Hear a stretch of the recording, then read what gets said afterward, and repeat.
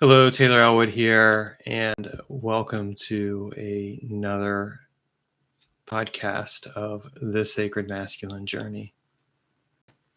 And today, I thought I would do a bit celebrate a 1 year anniversary because it was a year ago, around this time, that I made the commitment to work with the Sacred Masculine. I had already come to realize that I needed to do this work. I had gone through a really harsh breakup in July of last year. And that breakup really took the scales off my eyes and helped me see the work I needed to be doing on myself. And I realized instead of jumping into yet another relationship, instead of making the same mistakes again that I'd made before, that I wanted to slow down and I wanted to really look at my life. And I ended up taking a course about how to help myself recover from a breakup.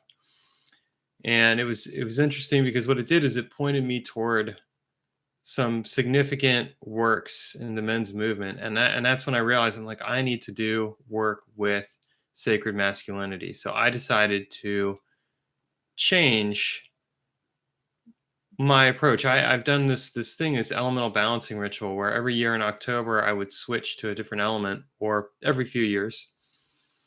And I decided that instead in August I would switch to doing it of last year. What I didn't realize at the time, and this is interesting from an astrological perspective, is that actually my Saturn is in Leo. And Saturn as a planetary energy is definitely also a masculine force, a masculine embodiment of both the positive and the shadow sides of the masculine. And that became very personally relevant. And so I ended up, my natal chart was Saturn in Leo, and that's all about self love and doing the self love work. So I decided to make this commitment to doing this work with the Sacred Masculine a year ago. And today, what I want to do is I want to share with you what I've learned in the last year, how this has changed my life, and where I'm moving forward.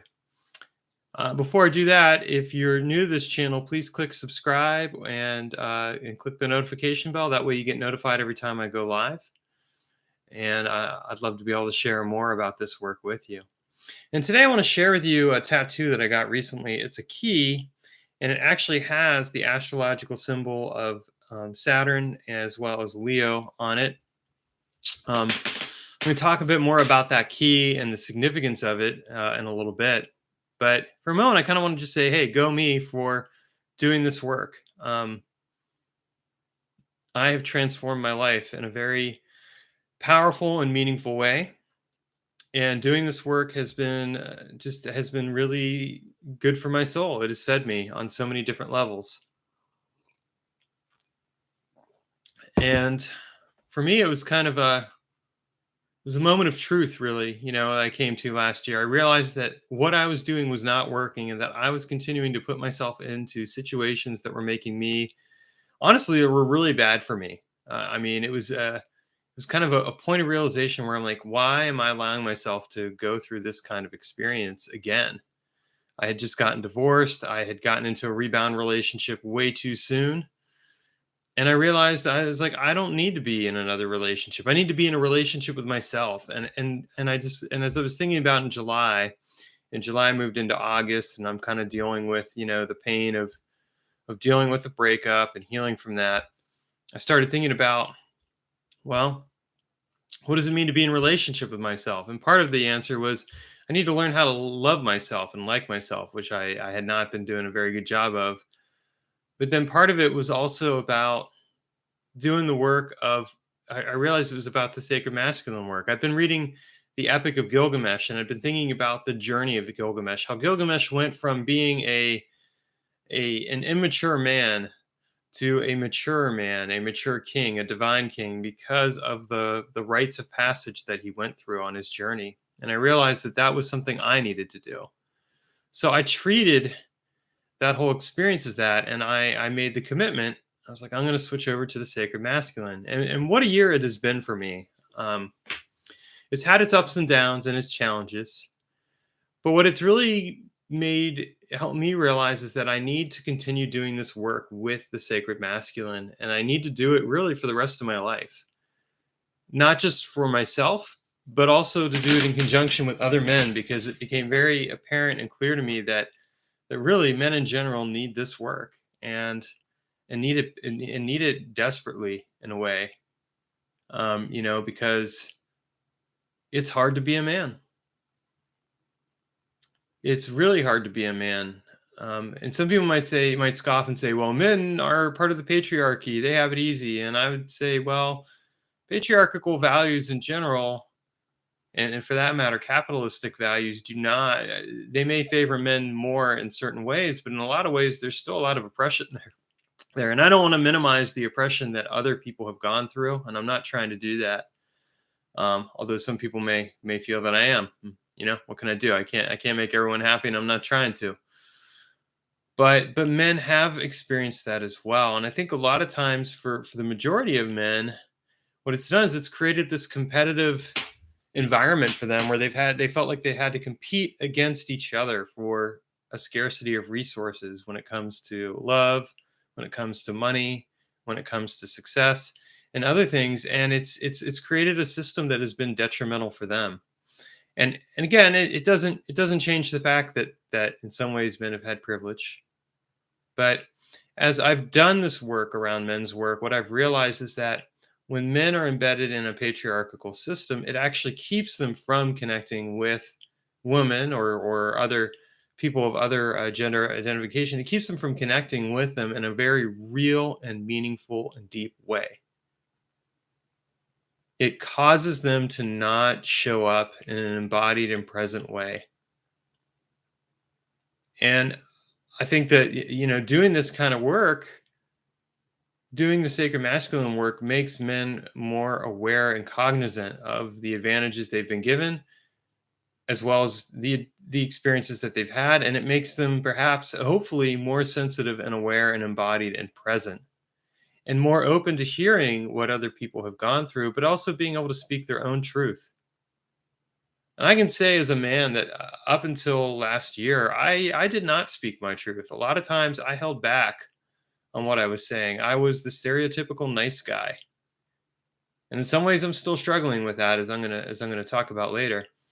I was the guy who would, kind of would people please and bend over backwards and do everything I could to make somebody else happy in the hopes that they would then meet my needs, that they would, and it made for a very miserable existence, because a lot of the time, most of the time, my needs weren't getting met. I had created covert contracts.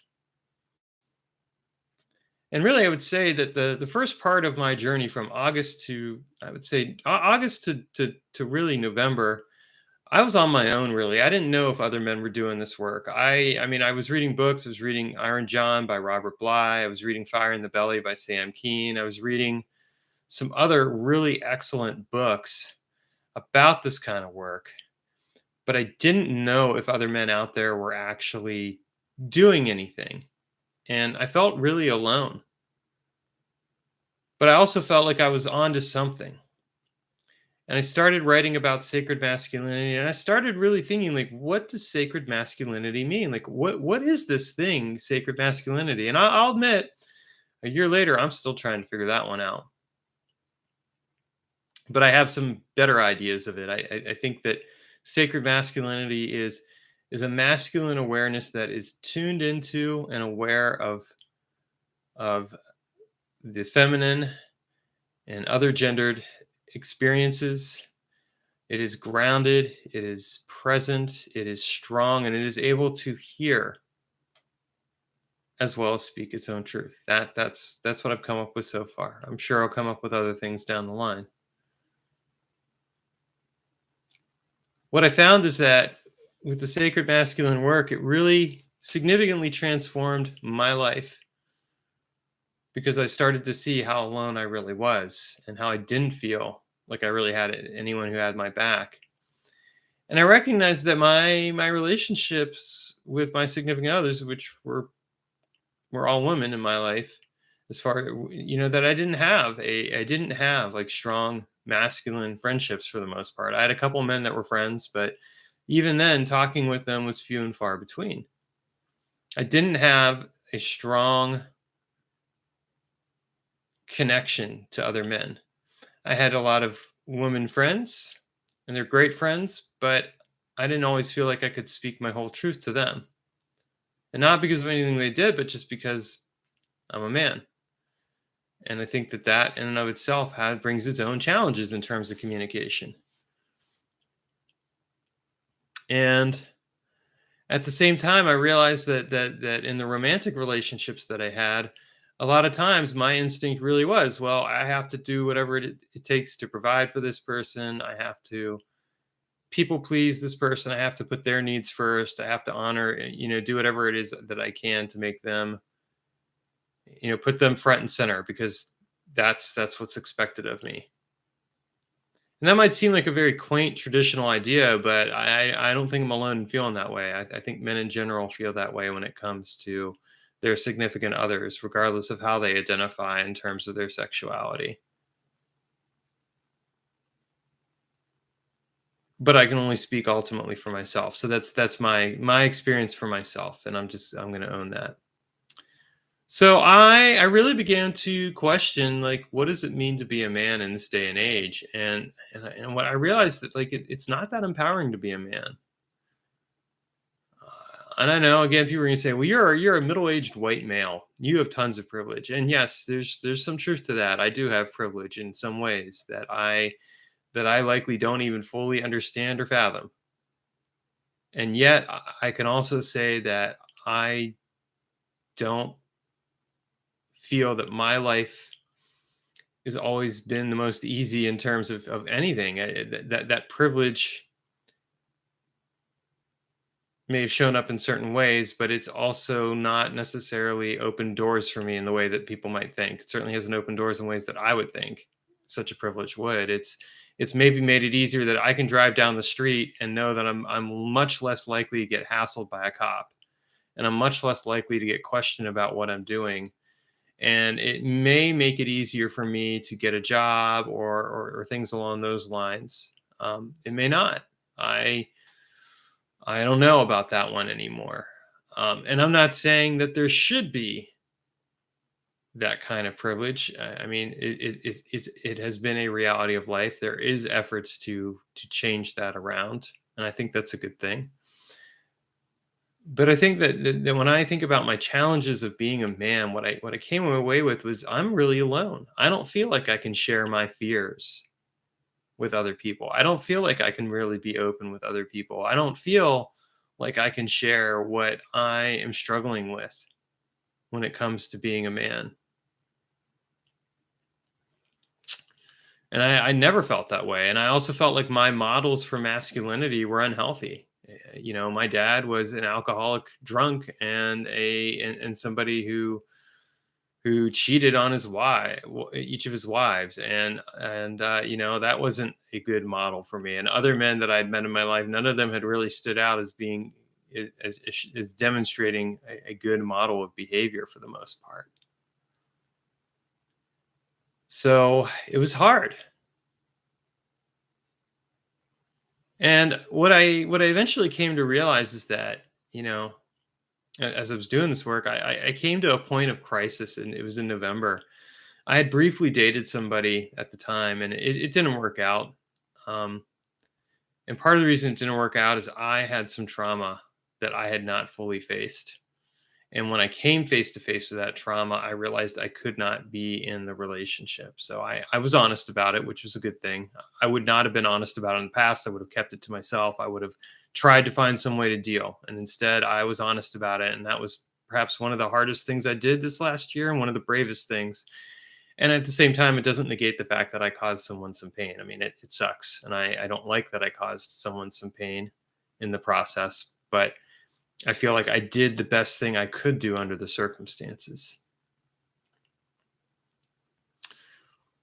Shortly after that, I had a friend of mine who had read a blog post I'd written about sacred masculinity. And he said, have you heard about the Mankind Project? And I hadn't. So I looked up the Mankind Project and I went online to this one Zoom session.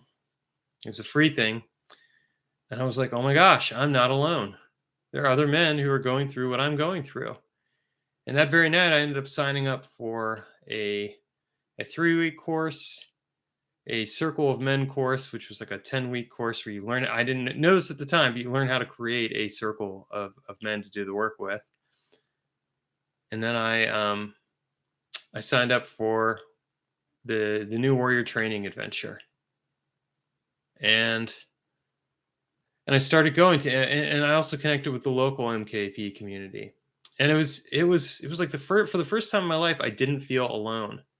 I felt like I could share the fears and insecurities that I was feeling, and that instead of being interrogated or put under the lens, or faced with kind of like a thing of like, well, why, like, who, what right do you have to complain? You're a man and you have all this stuff going on. No, for once I had people I could talk with where it was like, yeah, we're going to listen, and you're going to listen too, and we're going to hold space for each other, and we're going to help each other do the work to become better men. And at the same time, to face these things, these shadows within us, these things that have caused us to not show up and be more present in our lives in the way we need to be. And it was one of the most nourishing and healthy experiences of my life.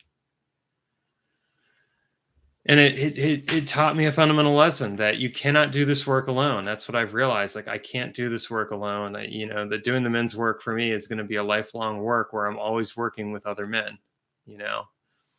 And so the first few months were really good, and then in February, I did have a bit of a traumatizing experience. I joined a group, an in-person group in the area, and they ended up asking me to leave after the fifth meeting, and I was kind of like, why? And nobody would really give me a solid explanation. So that was really upsetting for me, and I uh, I ended up. Almost not going to my new warrior training adventure, but I decided to do it anyway because I was like, I'm doing this work for me. This isn't about other men. This is about me, and I'm going to do this work. And so I went, and I went to that weekend, and it was a very transformative weekend. I can't really talk a lot about it, but what I can say is that I went and I did the work I needed to do, and it helped me to break through some layers within myself and help me go deeper and show up and be more present. And after that work, I felt like I felt more grounded in a way. I felt less nervous and anxious. I felt more embodied and present than I had ever felt in my life. And as I've continued with this work since then, this was in early March, so this is about almost 6 months ago now, I have felt more embodied and present overall. Um, and so I think that that's been a real accomplishment there. And doing this work really kind of helped me to understand fundamentally that, being a man isn't about the set of genitals between my legs, or about, how much I can drink or how much sex I can have, or other things that have actually really shown up and been present in toxic masculinity and are forms of pressure for men, because that's what we've been taught are our rites of passage. So I thought about that. I was like, wow, this is really powerful work. And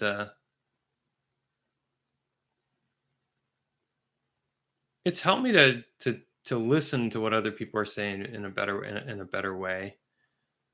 I still find some challenges with that, which I think is just a normal thing. And I don't even think that's just because I'm a man. I think that's just because I'm a human being, because I observe these challenges in general with human beings. But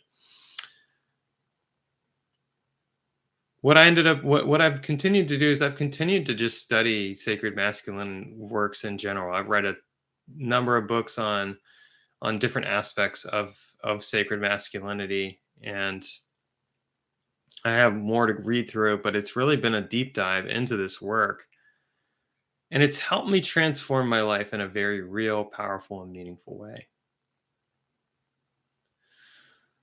So here I am now. It's August, and I mean, when I look back, I do see how I've become a more embodied and present man. I still have some challenges. I mean, I'm really of late. I've been I took a course in July on shadow watching, And really what that course did is it really turned it inward and helped me see my shadows a lot better. I see my passive aggressiveness. I see my nice guy nature. I see where I'm a people pleaser. I see where I'm still struggling with covert contracts, and I see where I see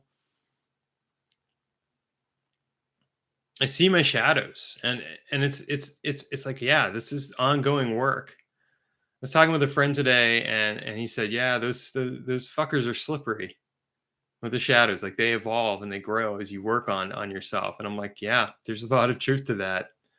And I know this because I've done internal work for a significant portion of my life, so it's not really a surprise. But nonetheless, it's kind of like, yeah, this is the hard work. This is the work that we're required to do, and it transforms the way we think about things and experience things, and it forces us to really be honest with each other and ourselves in a way that we might not be otherwise.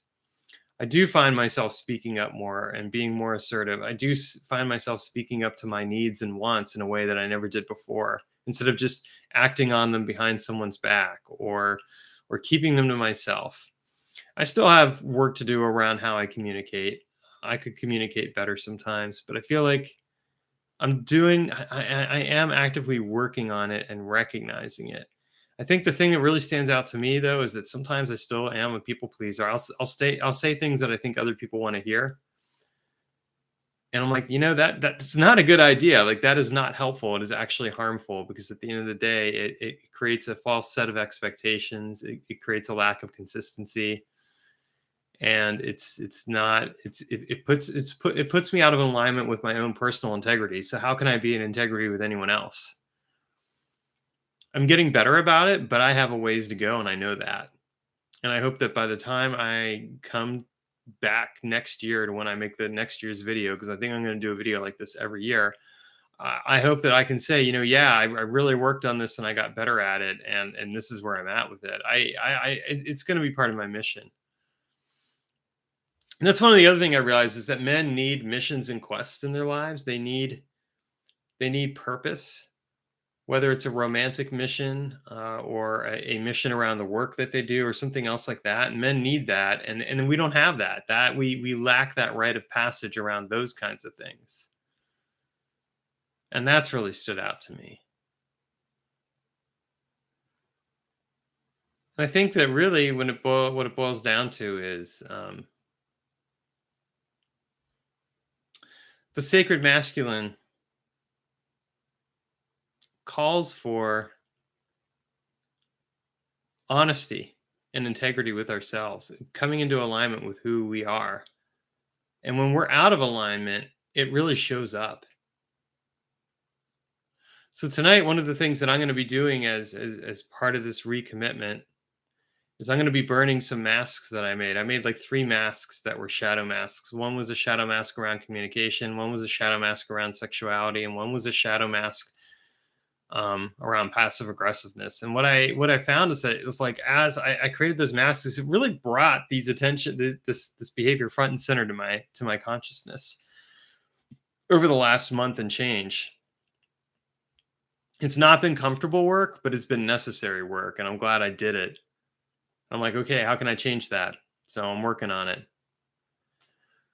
So moving forward after tonight, where do I go from here? Well, I mean, I've decided to make this my lifelong work. That's why I started Inner Alchemy Coach. I want to coach and work with other men around this work.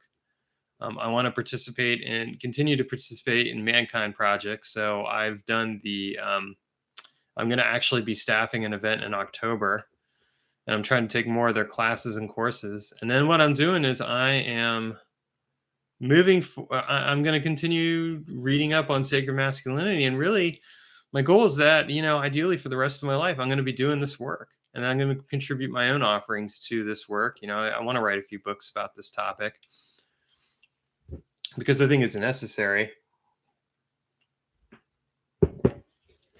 And I want to offer this work to men. And that's what I know, is that's what I'm going to do. I'm going to keep doing the work on myself, and in doing the work on myself, I'm also going to be doing the work for other men and helping them. And when I help those other men, when I do the work with them, it's going to help me show up in a real powerful and meaningful way. So put that out there to you, because I think it's important. I'm not, I'm by no means a perfect person. I am a better person than where I was a year ago. I was talking with a friend today, and it was interesting. Today was a fascinating day. First of all, I got together with a brother from who had encouraged me to go on the weekend when I was feeling discouraged about things, and I'm glad he did. We went for a long hike today, and then I went and I learned Thai massage, which is really interesting. It's this very somatic experience of massage where you're using your entire body for the massage. And I went there and I learned it, and lo and behold, another man from MKP was there, and he ended up being my partner because I didn't have anyone to bring with. And that was interesting. Like we worked together on this and helped each other out. But it was like I got to know him better. And I thought, like, how appropriate. Today is about sacred masculinity. It's about my relationship with other men. And that's how it should be. And then tonight I'm doing my shadow work. After the sun goes down, I'm going to burn those masks, and I'm going to call in the energy, and I'm going to burn those masks and just do this further transformative work. And moving forward, I mean, that's my goal. I'm going to continue doing this work. I'm getting ready to release my 6-week Sacred Masculinity Challenge, which is going to be something that I hope will help other men immensely. And I'm going to continue just doing this work in my personal life because I love myself and like myself and respect myself for who I've become. And I know I will only fall more in love and like myself more and respect myself more if I do this work. And I need to do this work. I need to do this work so I can show up better in my life, and as a result, be able to show up better in the lives of other people around me. And I want that more than anything. I want that. I want to be that person that shows up in a good way, not in a people pleasing way, but in an honest way that is aligned with integrity. And that's the work. So I feel like, a year later, I feel a lot more confident. I feel grounded. I feel secure. I'm honestly grateful in a way, because a year ago I was in a bad place, but being in that bad place liberated me to become the person I am now, and it helped me to realize like the work I needed to do. So I feel like I can move forward with this. So now I'll make another video like this next year and the year after and all that. But I just wanted to thank you for watching.